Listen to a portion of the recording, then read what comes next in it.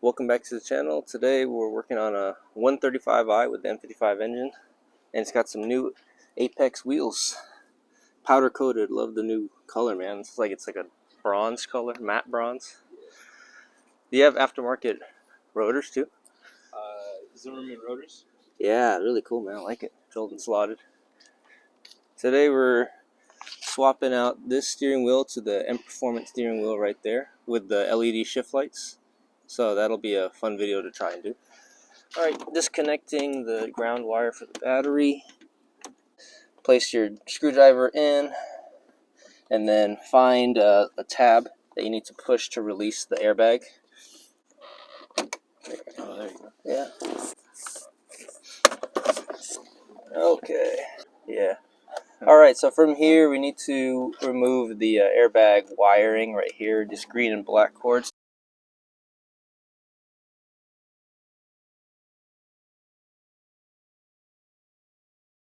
Alright, so we need to take off this hood latch, which is 2 Phillips head screwdrivers. Then you need to pry off the OBD2 port cover thing.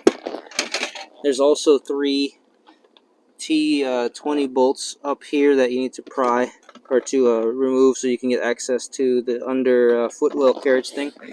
And then right over here is the OBD2 port, and we're going to take off the 2 Phillips head screwdrivers to remove this, and then place the new one on here.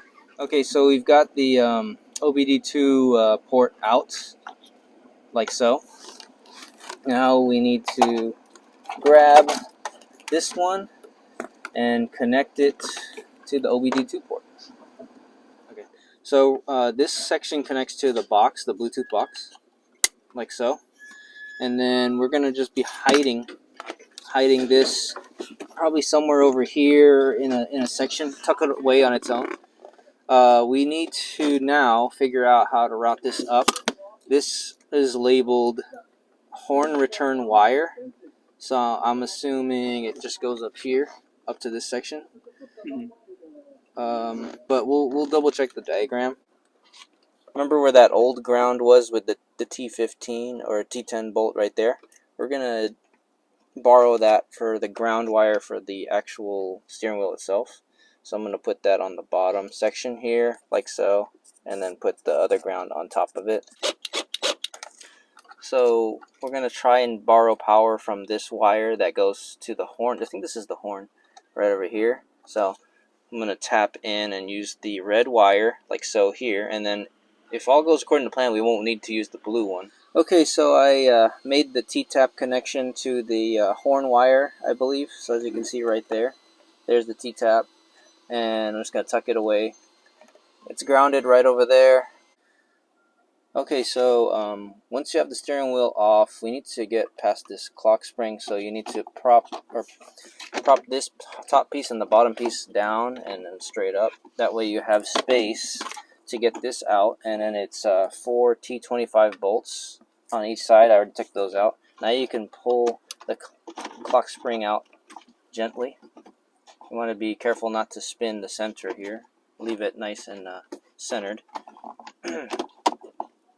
And then there's our wires here that we can tap into. So push down here to get that out, and then push the other piece in to get that out. Okay, so we tapped onto the wire here. This white wire came from the OBD2 line over there. It's nicknamed horn return wire. It's a booster cable to provide more power to the horn wire. And the horn wire is the second one to the left, or the second one from the left. It's a brown and yellow cable, and we're tapping into it with a T-tap connector, like so. Now I'm going to go ahead and plug in our connections, and then put this clock spring back on. There's one. There's two.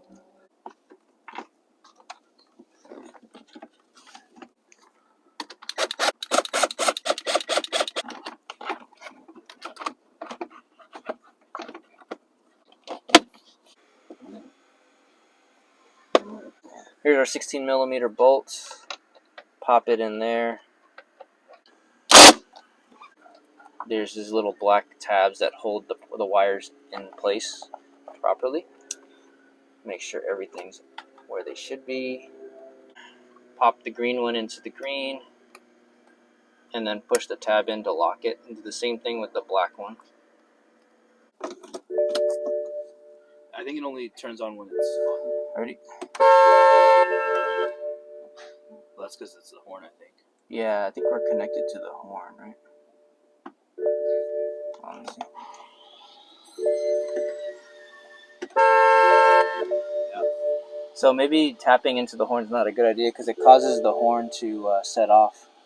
Let's see.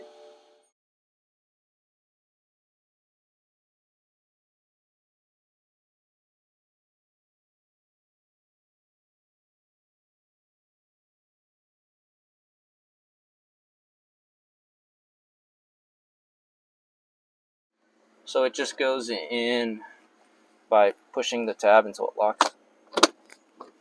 And there you go. So here's the new steering wheel, carbon fiber.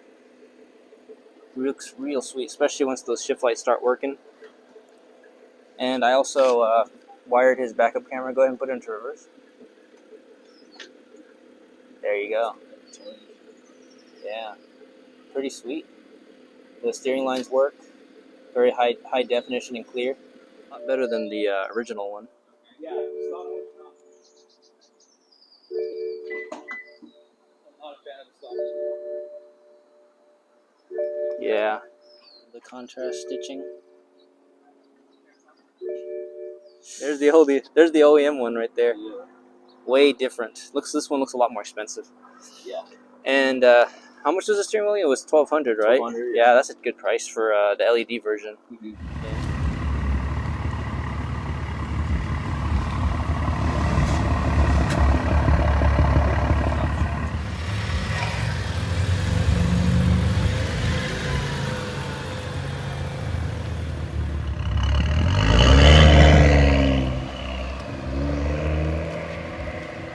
Thank you guys so much for watching, and I'll see you guys on the next video.